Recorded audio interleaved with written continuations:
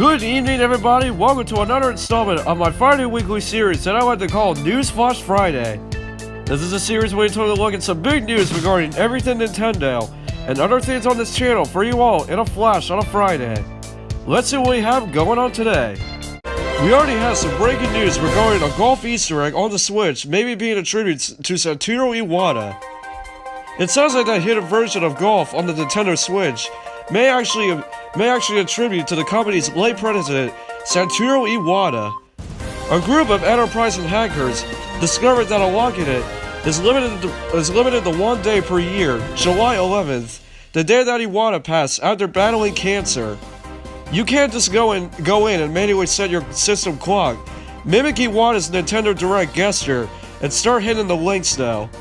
If you've ever connected your Switch to the internet, that's going to negate your chance to play the other 364 days of the year, according to the Switch Brew Wiki. The loaded date originates from network time sync time, regardless of whether the user has enabled it or not. When the system was never connected to the internet, it comes from the user's specified date instead. This is loaded from the time service CMDs, with the actual time sync being handled by NIM. So if you want the chance to play the classic game on your Switch, it sounds like the only ways to do it are either buy a new console or not connected to the internet, or wait around until next July. Next up tonight, Square Enix is trying to get Final Fantasy XV running on Nintendo Switch. Square Enix has revealed to Eurogamer that it's trying its hardest to get Final Fantasy XV running on the Nintendo Switch.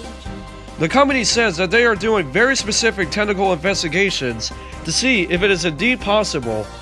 From the sounds of it, they are determined to get the game on the platform and are working closely with Nintendo. We're actually doing very specific technical investigations into what's possible at the moment. Where we are at the moment, we've completed those tests and have worked out where the ground lies. We're currently in the middle of the discussion and debate about what we should be doing and how to realize that on the Switch. The other thing, you see the mobile version, the PC version.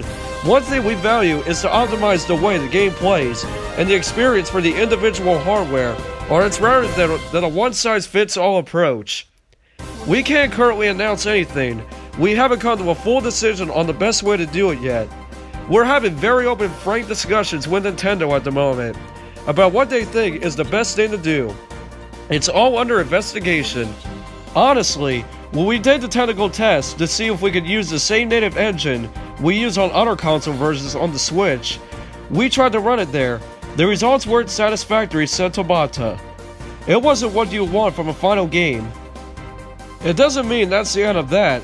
We're looking at the options like the customization of the engine. To give you an example how open those discussions are, we're talking to Epic at the moment about maybe what we could possibly do there, and if we did a Switch version, maybe we'd be able to partner and do something there. Their Unreal environment is just amazing and will be very useful. You have to have all those options on the table. Without that, it'll be impossible to make a decision about what we can do on that platform. What do you think about this article, and do you think Final Fantasy XV will come to the Switch? Let us know in the comments below. Also coming in tonight, the Nintendo Switch outsells the PS4 and Xbox One in the US once again in August. Nintendo's incredible rebound year got even better this week as the NPD Group last Thursday released its sales report for the month of August, revealing the Switch once again outsold the PS4 and Xbox One in the US to take the top spot in console sales. This marks the fourth time in the past 6 months the Switch has earned the title, with the PS4 being on the Switch in May and June. While the Switch has become the console to beat ever since it launched in March, NPD says the PS4 is still the best-selling console of 2017 so far. The group doesn't release specific numbers, so we don't know how close the two consoles are, but it appears Sony's 2-month head start has given it the cushion it needs to maintain its lead. It will be fascinating to see if Sony can stay on top throughout the holiday season, though if Nintendo can't produce enough Switch consoles to meet demand, it won't be much of a competition. While hardware spending year to year dropped 6% to $168 million in August, total hardware sales for 2017 are actually up 17% to $1.7 billion due in large part to Nintendo's resurgence. In fact, with the holiday season and the launch of the SNES Classic Edition fast approaching, 2017 could end up being a massive year for hardware sales, despite the fact that Sony and Microsoft are 4 years into their console cycles. Some other interesting tidbits from the August report: Nintendo has 3 games in the top 10 for software sales, accessory sales are up 10%, and Grand Theft Auto 5 is somehow the second best-selling game of the month. And finally tonight, Sega talks about Sonic Adventure 3 in a recent interview. The Sonic Adventure games have been some of the highest acclaimed 3D Sonic titles since their release, and many fans have clamored for a third game for quite a while. However, whether Sonic Adventure 3 will ever happen will depend on a few factors. Speaking with Polygon, Sega's head of Sonic team, Takashi Iizuka, spoke about the possibility of Sonic Adventure 3.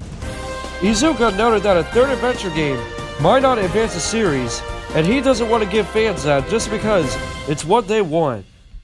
I hear people say that they want Adventure 3, but the path that we're on, and Adventure 3, what fans want that to be, might not be an advancement of the series. So I don't want to do Adventure 3 and step the franchise back just to give the fans what they want. Iizuka then continued, saying the following about what exactly would have had to happen from a developer's standpoint to make Adventure 3 a possibility. From the developer's standpoint, every Sonic game that we're making is taking new steps and advances, furthering the game in a new direction, and that's dictated where the Sonic series has been going.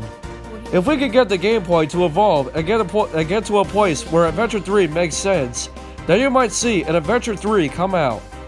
But we don't want to take the entire series back to where it was just to make people happy. We want to advance the idea of what a Sonic game is.